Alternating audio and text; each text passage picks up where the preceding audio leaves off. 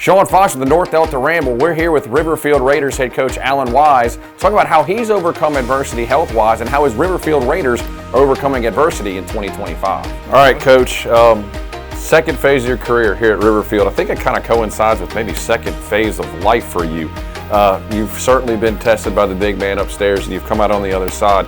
Talk about some of the health adversity that you faced the last couple of years. Well, you know, I got to the end of my public school career and never wanted to be that teacher who got sick at the end, and the good Lord had other ideas. In the summer of 23, I was diagnosed with kidney cancer. I had to have surgery to have my right kidney removed. 6 weeks later, I had a tumor removed off my left kidney, did 13 months of chemotherapy. But I came out on the other side with a few bumps in the roads, but I came out on the other side. And the key thing is you got past adversity, which I'm sure is something you try to pledge and preach to your kids about overcoming adversity. It's life lessons. You were a long-time Neville Tiger. What did you take away from your time at Neville? Well, obviously tradition, consistency, and that grit, that never give up. And we've tried to bring that over here and instill that in our program over here, that no matter what the circumstances, the expectations are that you never quit. You give us your best effort each and every time out. And if you do that, you can be very proud about the outcomes. Why Riverfield? I think the Lord led me here. Yeah. To be quite honest with you, it was never on my radar. And originally was hired as a defensive coordinator and the pitching coach, and it turned into be the AD and the head football coach.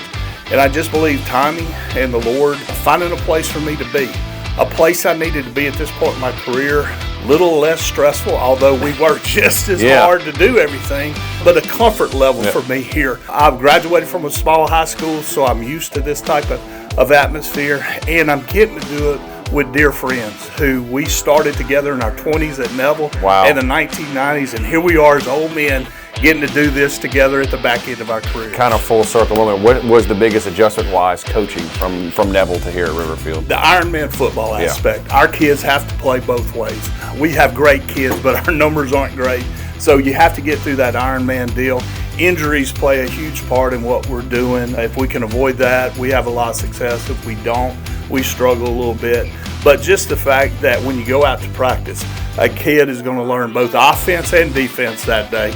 And you got to kind of tailor how you're coaching and your schemes to that. Year number one is always about building the foundation. Where did you want this program, as you're in year number two, where do you want this Riverfield program to look year 4, year 5 down the line? I want us to be consistent and relevant in our league. We can't be just one-year wonders, and we can't rely on just, well, we've got some superstars in this class. I want consistency, that we do the things right each and every time, and that allows us to be consistent, relevant in who we are. Again, this program was struggling before you got here, and then a big jump in year number one. How were you able to turn it around so quickly? We had some kids buy in real fast. I think they were hungry for something different, hungry for a new way to look at it, and they just fought.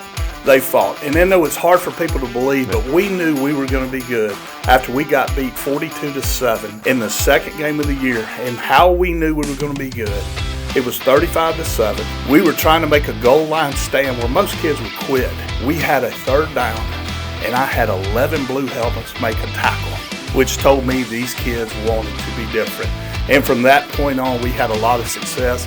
Losing in the semifinals in a heartbreaker, but we went from 2-8 to 8-2 in the regular season, and the kids bought in. With that comes expectations and a target on your back. How did your kids handle it early this year? Well, when the schedules came out, because this league's a little different, where the league makes your schedule. That's never easy, We had the toughest schedule in MAIS, but they accepted the challenge. Now, we came out week 1, laid an egg, and that was all on us. And then we went over and played River Oaks, and the game shortened by rain, but we were having a good night that night. And the following week, we won 54-0 against a team that we hadn't had much success against. Unfortunately for us, after that, the injury bug got us. And we have played the last several games against the top 6 in our league with 5 to 8 starters sitting on the bench. But our kids have not quit, and we still have all of our goals in front of us. We started this talking about your adversity. Let's talk about your team's adversity. There's still some season left. How do you overcome adversity, get into the postseason, and make another run? Well, we know what we have to do, so the mission is simple. Win a couple of our last 2 games, get in the playoffs. But we have to get some guys back who've been injured, and to get back in football shape, that takes a little bit. But we have no excuses after we move forward. We're playing the number 1 and 2 teams in our class.